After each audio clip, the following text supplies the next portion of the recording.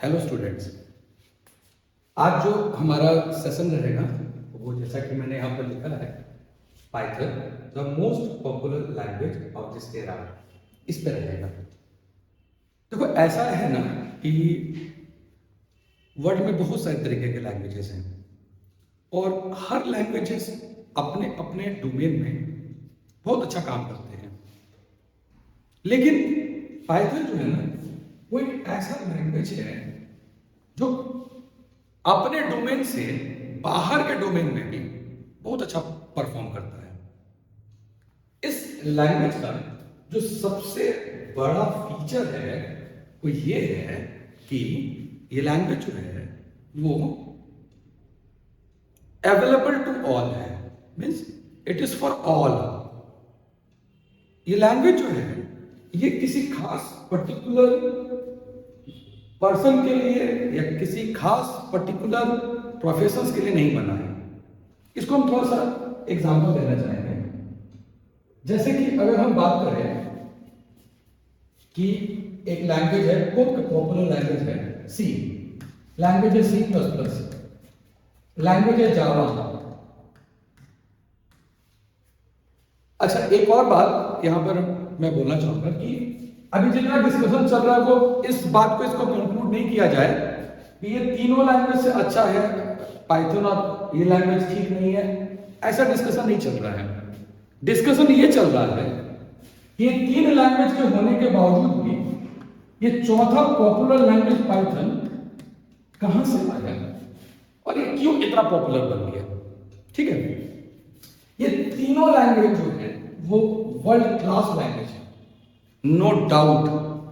हम तो हमेशा बोलते हैं कि C C plus plus is the mother of the language in today's era, एकदम कहते हैं और वो है।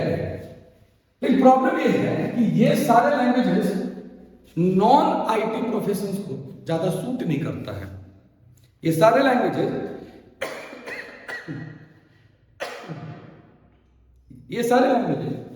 नॉन आईटी प्रोफेशन को सूट नहीं करता है।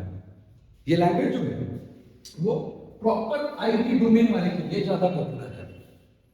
जब हम बात करते हैं पाइथन का, तो पाइथन के डोमेन में आईटी वाले लोग तो आते ही हैं, नो डाउट। पाइथन के डोमेन में नॉन आईटी वाले लोग भी आते हैं और ये लैंग्वेज जितना इस डोमेन वाले लोगों के लिए सही है उतना ही इस डोमेन वाले लोगों के लिए भी सही है। तो सबसे पहला बात तो ये है कि पाइथन कौन सीखेगा। तो पाइथन कोई भी सीख सकता है। अगर उसको डेवलपमेंट डोमेन में जाना है तब भी पाइथन सीखेगा वो।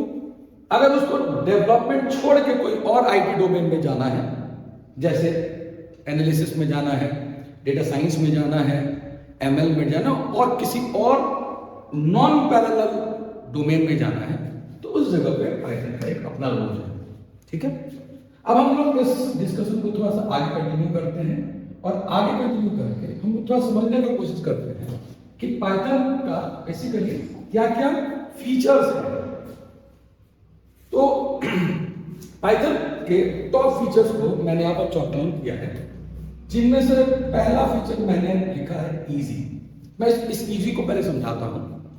This language is easy to learn, easy to write, easy to understand, easy to port and everywhere easy।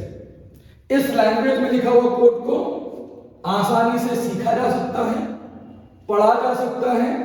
इस लैंग्वेज के कोड को आसानी से दूसरे मशीन में डिलीवर भी किया जा सकता है। तो therefore I use the word easy। easy means everything easy। दूसरा है प्लेटफॉर्म इंडिपेंडेंट। मैंने ना जावा वाले क्लास में भी एक बात बताया था, सिंस जावा और पाइथन का development period side by side रहा है, इसलिए कुछ फीचर्स दोनों में सेम रहा है। उसी की तरह से जैसे जावा में मेरे पास प्लेटफॉर्म इंडिपेंडेंसी के लिए जेवीएम था, पाइथन में प्लेटफॉर्म इंडिपेंडेंस के लिए हमारे पास पीवीएम है, और same meaning Python virtual machine, Java virtual machine. इस पे उस वीडियो में मैंने बताया भी है कि किस तरीके से वर्चुअल मशीन काम करता है, तो यहाँ पर ज्यादा डिटेल में नहीं जाते, बस इस चीज को सिर्फ करते हैं कि अगर पाइथन का कोड मुझे किसी भी मशीन पे रन कराना है तो कोई भी तरीके का हार्डवेयर हो, कोई भी तरीके का सॉफ्टवेयर हो, कहीं पे भी हो, कोई भी ओएस हो, कोई भी एनवायरनमेंट हो, सिर्फ मुझे उस एनवायरनमेंट में पीवीएम चाहिए होगा। अगर उस एनवायरनमेंट में पीवीएम है तो मेरा मशीन में उस वो कोड पाइथन का रन करेगा। नेक्स्ट है इंटरप्रेटेड लैंग्वेज। अभी इंटरप्रेटेड लैंग्वेज क्या होता है? इंटरप्रेटेड लैंग्वेज का मतलब है वैसा लैंग्वेज जहां एक एक line by line code read होता है, कन्वर्ट होता है और एग्जीक्यूट होता है। इस फिलॉसफी को वो लैंग्वेज ज्यादा फॉलो करते हैं जो पीवीएम या जेवीएम को फॉलो करते हैं। और यहां ये जान के अच्छा लगेगा कि जो क्वालिटी मेरे जावा में था कि वो प्लेटफॉर्म इंडिपेंडेंट था, वो भी इंटरप्रेटेड लैंग्वेज है। इन द सेम मैनर ये प्लेटफॉर्म इंडिपेंडेंट है और ये भी इंटरप्रेटेड लैंग्वेज है। So interpreted language means if I write a code, that code will be executed one line at a time. दूसरा इंपॉर्टेंट बात है कि पाइथन एक ऐसा लैंग्वेज है जिसमें हम प्रोग्राम भी लिख सकते हैं और जिसमें हम स्क्रिप्ट भी लिख सकते हैं। Means it's a language where we can write a program and it's a language where we can write a script also. Script मतलब एक ऐसा प्रोग्राम जो किसी दूसरे प्रोग्राम के अंदर एग्जीक्यूट कर सकता है, जैसे जावास्क्रिप्ट है। उसके बाद है लार्ज स्टैंडर्ड लाइब्रेरी। पाइथन का जो लाइब्रेरी सेट है ना, वो बहुत बड़ा लाइब्रेरी सेट है। इसमें अगर देखा जाए ना तो 4000 से ज्यादा पैकेजेस हैं। Library means collection of packages. So इसमें 4000 से ज्यादा पैकेजेस हैं और most of the packages free, और हर एक प्रॉब्लम डोमेन को ये डील किया है। जितने भी प्रॉब्लम डोमेन है, सारे प्रॉब्लम डोमेन को ये डील किया है। चाहे हम वो बेसिक मैथ्स का बात करें, एडवांस मैथ्स का बात करें, ग्राफ का बात करें, साइंस का बात करें, सीएसवी फाइल का बात करें, डेटाबेस कनेक्टिविटी का बात करें, मशीन लर्निंग का बात करें, जितने भी डोमेन हैं सारे के सारे डोमेन में ये जो लैंग्वेज है वो अपना जगह बनाया है, सारे के सारे। नाउ एक और है बात जो मैं यहां बताना चाहूंगा, वो है डायनामिक टाइपिंग। भैया डायनामिक टाइपिंग क्या होता है? देखो डायनामिक टाइपिंग बताने के लिए मुझे थोड़ा सा बोर्ड की जरूरत पड़ेगा। डायनामिक टाइपिंग को थोड़ा समझते हैं कि ये डायनामिक टाइपिंग है क्या। तो डायनामिक टाइपिंग का मतलब होता है, यहाँ टाइपिंग का मतलब डेटा टाइप है ना। मैं जो यहाँ पर टाइपिंग बोल रहा हूँ वो डेटा टाइप को कर रहा हूँ। तो मान लो कि ये मेरा मेमोरी है, ये मेरा मेमोरी है, ये मेरा मेमोरी है, और मेमोरी मतलब रैम, ठीक है। रैम में क्या होता है ना, रैम में अलग अलग ब्लॉक्स होते हैं। रैम में क्या होता है?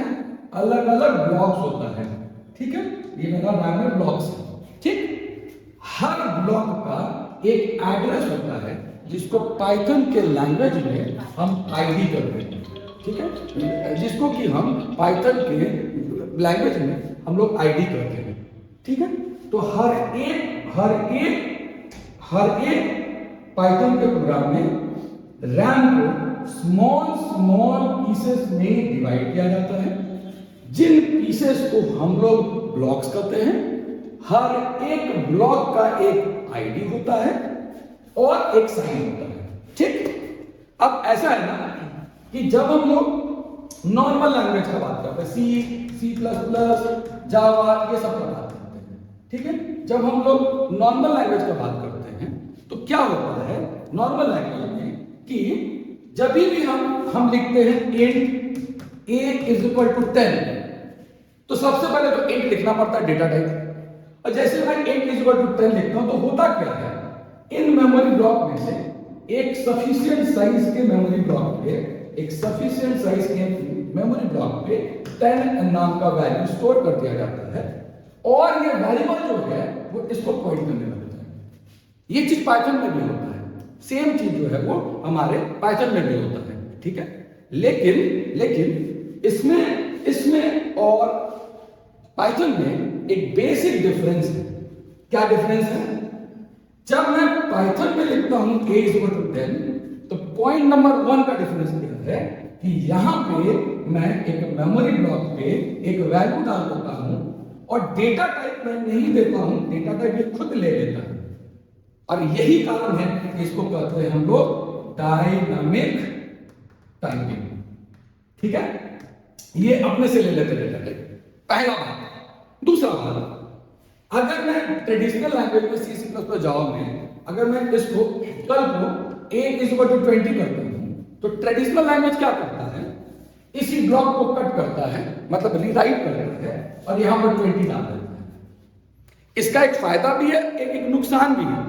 इसका नुकसान क्या है कि ये जो मेमोरी यहां पे मैंने एलोकेट किया है, उतना बड़े साइज का अगर अपडेट हुआ तो वो सक्सेसफुल अपडेट हो जाएगा, लेकिन उतने बड़े साइज का अगर अपडेट नहीं हुआ तो ये सक्सेसफुल अपडेट नहीं होगा। और हमको प्रॉब्लम क्या होगा कि अगर डेटा टाइप बदलता है तो यहां पे जो है गार्बेज वैल्यू आ जाएगा, जो C++ में होता है garbage value, in sense that कि वो वैल्यू जो वहां स्टोर होगा वो वैल्यू होगा जो वैल्यू हमको नहीं चाहिए और कोई और वैल्यू उसकी जगह आ जाएगी। ठीक है, पाइथन इसका एक बहुत अच्छा सॉल्यूशन निकाला है। पाइथन क्या करता है कि अगर a का वैल्यू 10 है और a यहां पॉइंट करता है, कल को अगर a का वैल्यू 30 हो जाएगा, या कल को अगर a का वैल्यू 2.5 हो जाएगा, या कल को अगर a का वैल्यू xyz हो जाएगा, मैंने जानबूझ के 3 अलग अलग डेटा टाइप लिया, तो ये करेगा क्या, ये अगर 30 होता है तो एक दूसरे मेमोरी लोकेशन पे जाएगा और उस दूसरे मेमोरी लोकेशन पे 30 को डालेगा, और ये जो लिंक है a वाला, ये यहां से ब्रेक हो जाएगा और ये इस जगह पॉइंट करने लगेगा। अगेन कल को अगर a का वैल्यू 2.5 होता है तो ये एक नया मेमोरी ब्लॉक पे जाएगा, वहां पर 2.5 जाएगा, ये वाला कंडीशन ब्रेक होगा और ये a इस नया लोकेशन पे पॉइंट करने लगेगा। इन द सेम मैनर ये करेंगे तो यही होगा।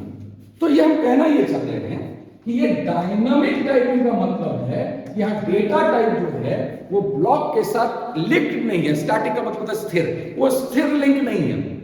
वो लिंक ऐसा नहीं है कि वो डेटा टाइप का वो वेरिएबल का वो वैल्यू उसी जगह रहेगा। रन टाइम में पाइथन में क्या होगा, जैसे जैसे वैल्यूज अपडेट होंगे उस वेरिएबल का, उसका लोकेशन जो है वो बदलते चला जाएगा नए वैल्यूज को अडॉप्ट करने के लिए, नए डेटा टाइप को अडॉप्ट करने के लिए। और मुझे फायदा ये मिलेगा कि एक वेरिएबल a इंट के लिए भी काम आएगा, वही वेरिएबल a फ्लोट के लिए भी काम आएगा, वही वेरिएबल a स्ट्रिंग के लिए भी काम आएगा, और वही वेरिएबल a कॉम्प्लेक्स नंबर के लिए भी काम आएगा। सेम वेरिएबल मेरे हर एक पार्ट में काम आएगा, इंट के लिए भी काम आएगा, फ्लोट के लिए भी काम आएगा, स्ट्रिंग के लिए भी काम आएगा और कॉम्प्लेक्स के लिए भी काम आएगा। अगर हम यही चीज यहां करते तो हमको हर एक वेरिएबल के लिए अलग अलग मेमोरी ब्लॉक एलोकेट करना पड़ता। मतलब इन a करते तो उसका मेमोरी ब्लॉक अलग होता, उसका साइज भी अलग होता। अगर हम फ्लोट b करते तो उसका मेमोरी ब्लॉक भी अलग होता, साइज भी अलग होता। अगर c करते तो उसका ब्लॉक भी अलग होता, साइज भी अलग होता, एंड सो ऑन। इस चीज से पाइथन हमें बचाता है और इसीलिए डायनामिक टाइपिंग इतना पॉपुलर है। ठीक है, क्लियर है ना। अब हम लोग आगे की ओर बढ़ते हैं और हम लोग का जो बात चल रहा था उस बात में हम लोग एक और चीज छोड़ दिए थे, उसको थोड़ा देख लेते हैं। हम लोग ऑब्जेक्ट ओरिएंटेड को थोड़ा स्किप कर दिए थे। ऑब्जेक्ट ओरिएंटेड क्या है? ऑब्जेक्ट ओरिएंटेड, जैसा कि जावा में मैंने बात किया था कि जावा एक pure object oriented programming language है, उसी तरीके से पाइथन भी हमारा ऑब्जेक्ट ओरिएंटेड प्रोग्रामिंग लैंग्वेज, और इसमें हम ऑब्जेक्ट ओरिएंटेड प्रोग्रामिंग को जावा के कॉम्प्लेक्सिटीज को हटाते हुए, C++ के कॉम्प्लेक्सिटीज को हटाते हुए, चीजों को आसान करते हुए हम ऑब्जेक्ट ओरिएंटेड प्रोग्रामिंग यहाँ पे आसानी से इंप्लीमेंट कर सकते हैं। और देखो इसका मेन फंडा ये इजी, हमेशा पाइथन जब भी दिमाग में आएगा तो इजी वर्ड पहला आना चाहिए। लेकिन एक और बात का ध्यान रखना, इजी तो है लेकिन ये एफिशिएंट भी है, इसलिए हम इसको हमेशा बोलते हैं इजी एंड एफिशिएंट। ये एकदम नहीं सोचना है कि लैंग्वेज इजी है तो बेकार होगा, बच्चा लोग का कोड होगा, कुछ एफिशिएंट काम नहीं होगा, ऐसा नहीं सोचना है। जो काम हम जावा में कर सकते हैं वो सारे काम हम पाइथन में भी कर सकते हैं, लेकिन उससे कम एफर्ट लगा के। और हमको फायदा क्या होगा? इजी प्रोग्राम अगर होगा मेरा तो मेरा डेवलपमेंट प्रोसेस और अच्छा होगा, मेरा डेवलपमेंट प्रोडक्ट अच्छा होगा, मेरा डेवलपमेंट स्किल्स अच्छा होगा और हम अच्छे प्रोडक्ट को कम मेहनत में बनाएंगे। अब इस बात को यहाँ पर हम लोग रोकते हुए आगे की ओर बढ़ते हैं और एक छोटा सा हम एक डेमो बनाते हैं, डेमो दिखाते हैं पाइथन का प्रोग्राम कितना सिंपल होता है और कितना इजी लिखने और समझने में होता है। इस काम को करने के लिए हम लोग सबसे पहले अपने ऑनलाइन कंपाइलर पे आते हैं, जो कि mathbasic.co.in में स्केलअप के अंदर आपको मिल जाएगा। स्केलअप हमारा सब डोमेन है। ये हमारा अपना कंपाइलर है, हम लोग प्रेफर करते हैं कि अपने ही कंपाइलर पे उसको रन करें ना। ये एक छोटा सा कोड मैंने लिखा है, इस कोड में आपको देख के लग ही नहीं रहा होगा कि ये कोई प्रोग्राम है। और जो लोग C++ जावा किए होंगे वो यहाँ पर सबसे पहले मेन को देखेंगे। पहले जब हम लोग भी स्टार्ट किए थे इस प्रोग्राम को पढ़ना, तो हम भी सबसे पहले मेन ही खोजते थे कि इसमें मेन कहाँ है, इसमें वेरिएबल का डेटा टाइप कहाँ है, इसमें सेमीकोलन कहाँ है। तो ऐसा है कि पहले ही तो डेटा टाइप का तो मैंने बात बता दिया कि पाइथन में डेटा टाइप है, इम्प्लिसिट लिखना नहीं पड़ता है। दूसरा, सेमीकोलन नहीं देते, हर लाइन अपने आप में टर्मिनेटेड है। कोई भी लाइन अगर लिखते हैं, जैसे लाइन चेंज करते हो अपने आप टर्मिनेट हो जाता है, सेमीकोलन नॉट रिक्वायर्ड। और मेन यहाँ इसलिए नहीं दिख रहा है क्योंकि यहाँ हर कोड जो किसी फंक्शन के अंदर नहीं है वो अपने आप मेन का पार्ट बनाएगा। तो इसलिए यहाँ पर मेन का टेंशन नहीं लेना है। C++ वाले प्रोग्रामर को जो नॉर्मल पाइथन पहली बार सीख रहे हैं उनके लिए कुछ टेंशन ही नहीं है, क्योंकि आप उनको कंफ्यूजन ही नहीं होगा, क्योंकि वो कभी मेन देखे ही नहीं है। यहाँ पे पहला लाइन जो है वो बेसिकली A का एक वैल्यू है जो कि 5 है, B का एक वैल्यू है जो कि 5 है, और मैंने C = A + B किया।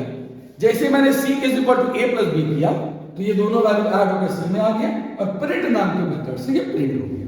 It's such an easy thing, कोई इसमें रॉकेट साइंस नहीं है। सिंपल, मैंने दो वेरिएबल लिया, वैल्यू दिया, ऐड करके प्रिंट कर दिया। मैं जब इसको रन करता हूं तो आपको यहाँ पर आउटपुट दिखेगा 10। 10 इसलिए आया क्योंकि मैंने 5 और 5 को ऐड किया था तो 10 है। मैं एक और छोटा सा प्रोग्राम इसी तरीके से बना के दिखाता हूं। अब उस प्रोग्राम में मैं क्या करूंगा कि मैं इनपुट जो है वो यूजर से लूंगा, ठीक है। इसका इनपुट लेना भी बहुत आसान है, वो जावा वाला नहीं है जहां पे आइदर बफर रीडर से इनपुट स्ट्रीम रीडर का ऑब्जेक्ट बना के फिर रीड लाइन से करना है, फिर पार्सिंग करके कन्वर्ट करना है, वो भी झमेला नहीं है। और ना ही स्कैनर का ऑब्जेक्ट बना के करने वाला झमेला है, ना कि C++ वाला डेटा टाइप का झमेला है, ना कि C का %d और %f का झमेला है, कोई झमेला नहीं है। सिंपली क्या करना है, इनपुट नाम का एक फंक्शन है। इनपुट नाम के फंक्शन के साथ सिर्फ एक बात का ध्यान रखना है कि जो मेरा इनपुट नाम का फंक्शन है वो इनपुट नाम का फंक्शन के यहाँ पे हम मैसेज देते हैं, जो मैसेज यूजर को डिस्प्ले होगा, और ये इनपुट नाम का फंक्शन यूजर से इनपुट को इनिशिएट करेगा। बात जो याद रखना है वो ये है कि ये जो देगा वो स्ट्रिंग। अभी जो लोग पहली बार प्रोग्रामिंग पढ़ रहे हैं ये सब तो अब नहीं समझ में आएगा, तो उतना ज्यादा लोड नहीं लेना है। स्ट्रिंग का मतलब होता है नॉन न्यूमेरिक डेटा टाइप। अभी फिलहाल यही जानना है और आगे और कुछ नहीं जानना है। तो ये नॉन न्यूमेरिक डेटा टाइप है, मतलब इसका कोई न्यूमेरिक वैल्यू नहीं है। अब हमको इसको न्यूमेरिक में कन्वर्ट करना है। अब हम चाहते हैं कि वो नंबर में कन्वर्ट हो, तो मेरे पास यहाँ न्यूमेरिक के लिए 3 तरीके का डेटा है, एक इंट है, एक फ्लोट है और एक कॉम्प्लेक्स है। आगे बहुत ज्यादा इसमें डिटेल में इस वीडियो में दिमाग नहीं लगाएंगे, सिर्फ अभी के लिए 2 पे बात करेंगे। इंट का मतलब है नॉन फ्रैक्शनल डेटा और फ्लोट का मतलब है फ्रैक्शनल डेटा। जहां पे की पॉइंट में वैल्यू आएगा उसको हम लोग फ्लोट कहेंगे, और जहां पे की बिना पॉइंट का वैल्यू आएगा, होल नंबर आएगा, उसको हम लोग इंटीजर या इंट कहेंगे। तो इस स्टेटमेंट का मतलब है कि यूजर जो भी इनपुट देगा वो इनपुट इंट में कन्वर्ट होकर ए में चला जाएगा। उसी तरीके से यूजर जो भी इनपुट देगा वो इंट में कन्वर्ट होकर बी में चला जाएगा। सो ए को एक इंटीजर इनपुट मिलेगा, बी को एक इंटीजर इनपुट मिलेगा। सी में क्या करेंगे हम लोग, आगे जो इससे पहले वाले प्रोग्राम में किए थे, एक प्लस बी करके सी में डाल देंगे, और हम लोग क्या करेंगे यहाँ पे सी को प्रिंट कर देंगे। That's it. सेम कोड है, सिर्फ इनपुट बदल गया। रन करके देखते हैं। जब हम इसको रन करके देखेंगे, तो यहाँ पे मेरे को पहले इनपुट देना पड़ेगा, ठीक है। यहाँ पर हम क्लिक करेंगे, यहाँ पर हम लोग कोई वैल्यू दे देंगे, से फॉर एग्जांपल 20 दिए, 5 दिए, नेक्स्ट वैल्यू 20 दिए, इंटर करके 20 दिए, और फिर हम रन पे क्लिक करेंगे। तो जब हम स्लाइड करके नीचे देखेंगे तो हम पाएंगे कि यहाँ पे मेरा वैल्यू जो है, यहाँ पे जो मेरा वैल्यू है वो 25। तो मैंने क्या किया, 5 इनपुट किया, 20 इनपुट किया, 5 चला गया ए में, 20 चला गया बी में, और सी का वैल्यू हो गया a प्लस बी, तो मेरा आउटपुट हो गया 25। क्लियर है? तो इस इंट्रोडक्टरी वीडियो को हम लोग यहीं पे एंड करते हैं, इसको जानबूझ के शॉर्ट बनाया गया है। नेक्स्ट वीडियो में हम लोग कुछ डिटेल प्रोग्राम को समझते हैं और डेटा टाइप को समझते हैं कि पाइथन में कौन कौन से डेटा टाइप है। Okay, thank you.